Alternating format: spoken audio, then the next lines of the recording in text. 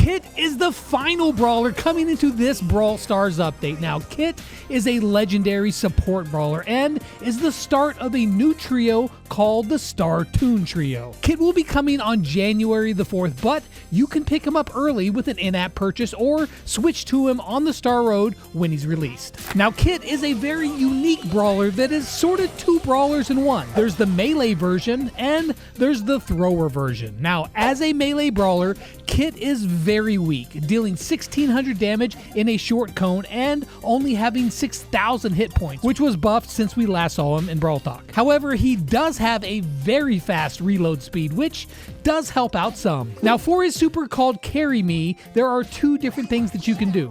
First off, you can leap on an enemy, attacking them and stunning them while dealing a total of 2100 damage. The other option is perhaps the strongest and the most unique part, as you can jump on a teammate and ride on their back, and while you're attached to your teammate, you become a thrower, and a very strong one at that. Now, as a thrower, he deals a whopping 4000 damage per shot with a range that's pretty far, but his reload speed as a thrower is very slow. Now, there are some fun things that you can do while on someone's back though. First off, you will passively heal a teammate while on their back, but his second gadget called Cheeseburger will heal both brawlers for 40% of their maximum health. So the thrower version of Kit is vastly stronger than the melee version. However, you can only stay on someone's back for 10 seconds before you're kicked off.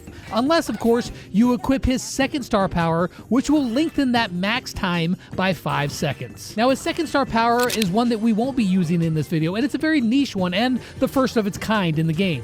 It's called Power Hungry, and what it does is double the power that you get from power cubes, either in Showdown, Boss Fight, or one of the special modes of Mega Pig. And this star power might make him one of the best duo showdown brawlers on certain maps, as he will get really strong really fast. Now, since Kit's main form is a melee brawler, that's how we're going to test him. However, I will be giving you a bunch of examples of him playing as a thrower as well, because honestly, that's where he shines. Let's just get this out of the way real quick. Kit is probably the weakest melee brawler in the game. He has a short range and doesn't deal a lot of damage, and the tanks are going to destroy him up close. I mean, it's not even remotely close. Kit is not a damage dealer. He's not an assassin. He's a support brawler, so resorting to melee combat should only be done if you find the right opportunity or it's your last resort. Because if not, you're going to find yourself respawning, like a lot. So instead, let's see how Kit does against some tanks as a thrower. Now, the cool thing is that while you're on someone's back, you cannot be targeted. You can't be damaged. You can't be stunned. You're 100% safe until your teammate dies, and then you're left to fend for yourself. If this does happen though, you do have some means of escape. His first gadget is called Cardboard Box and acts like a mini Leon Super. When you use it, you can scurry away from danger, and it has a second use too, because if you stand still while you're invisible, you charge your super 100% faster than normal, so in 10 seconds rather than 20. And this works out very well because you really do want to be on someone's back more often than not, as you will heal your teammates and you have a greater damage capability while you're there. There is one exception here, and that's Frank. Frank has met yet another counter. You can actually beat Frank even if he has his super. I feel like the Frank counters are kind of a meme at this point. I mean, who would win, a huge scary monster or a cartoon cat? Yeah. Now, Kit is a part-time thrower, and when you face him off against the throwers, he wins about half of them as a melee brawler.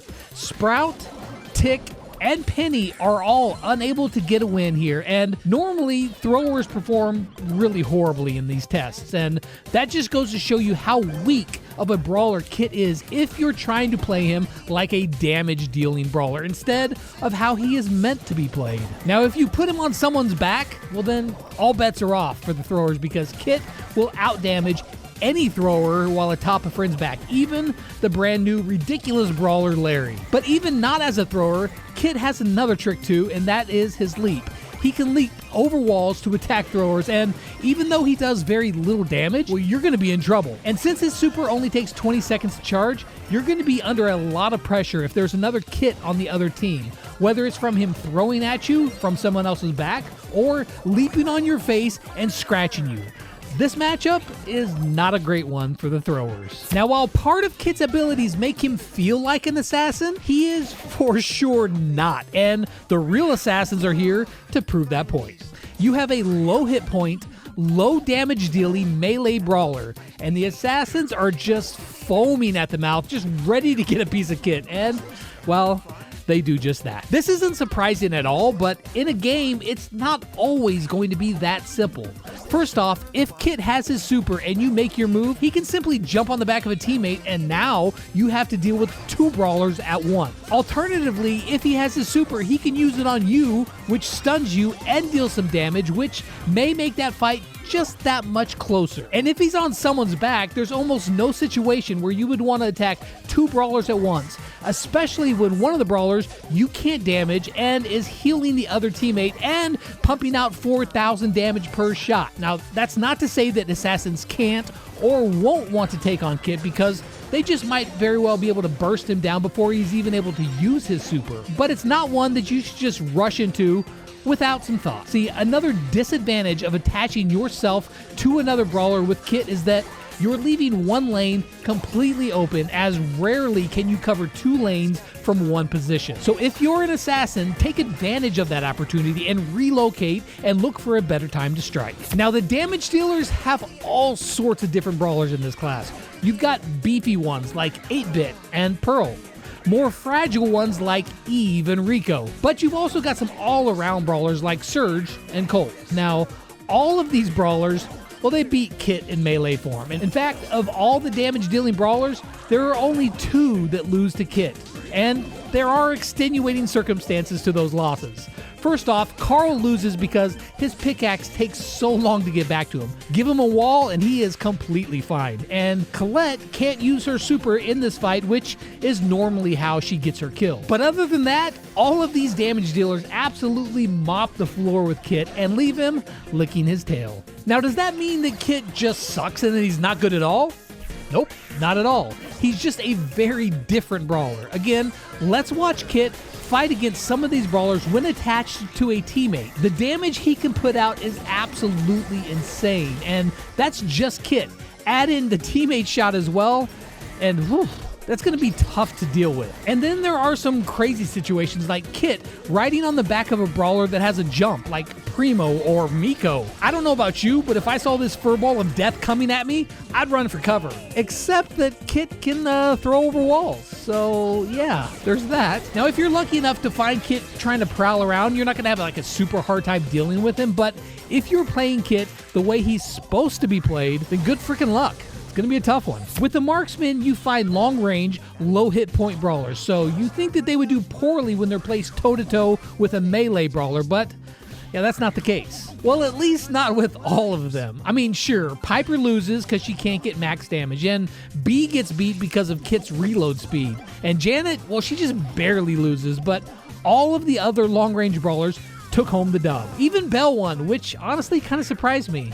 But the point is here, I'm trying to get you guys to see that Kit is not really a damage-dealing brawler, at least not a melee damage-dealing brawler. Yes, he can do somewhat okay when forced into that position, especially with his super, but he's more at home on someone's back, and that's where he's much more deadly. Now, that being said, if there was ever a group of brawlers that you might want to go aggro on with Kit, then this is the bunch. If you have your super and you get the drop on pretty much any of these brawlers, then you might just walk away victorious, but that element of surprise is crucial because even these brawlers do have tools to protect themselves with supers like Maisie, Piper, and Bonnie, while brawlers like Brock can just gadget and get that distance again. Now, while attached to someone's back, you actually have a pretty good matchup here if you can get in range, but that's really going to be dependent on the person that you're attached to and how well that they can dodge shots. So choose your ride carefully, or you might just be left stranded in the middle of the field. Now, normally, support brawlers' main role is supporting and helping their team in some way, and Kit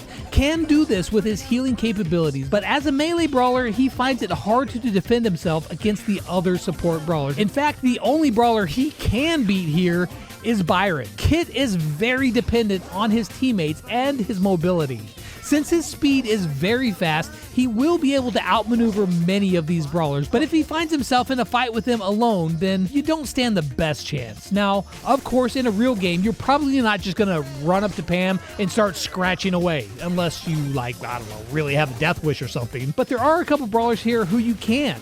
I think it's perfectly reasonable to use your super offensively to leap on brawlers like Byron or Gray or even Max, as they don't deal the most damage. But for the most part, you're going to want to pair up with a teammate and just rain down destruction in the form of a deadly yarn ball. And that sentence sounds absolutely ridiculous. Now, our last group of brawlers has 14 different brawlers in it, and of all of these brawlers, there are only 2 that Kit can straight up beat in melee form. Care to wager a guess? Now, if you thought it was Sandy, well, you missed the mark. And maybe you're thinking that Jessie just doesn't have the damage, but once again, she does. Of all the brawlers here, the first one to go down is Willow, and the other brawler that loses is one that doesn't want to get close to you, until it's time, that is, and that's Jean. Now, every other brawler on this list is able to beat Kit in a 1v1 melee matchup, but as you've seen over the course of this video, melee is Kit's starting form.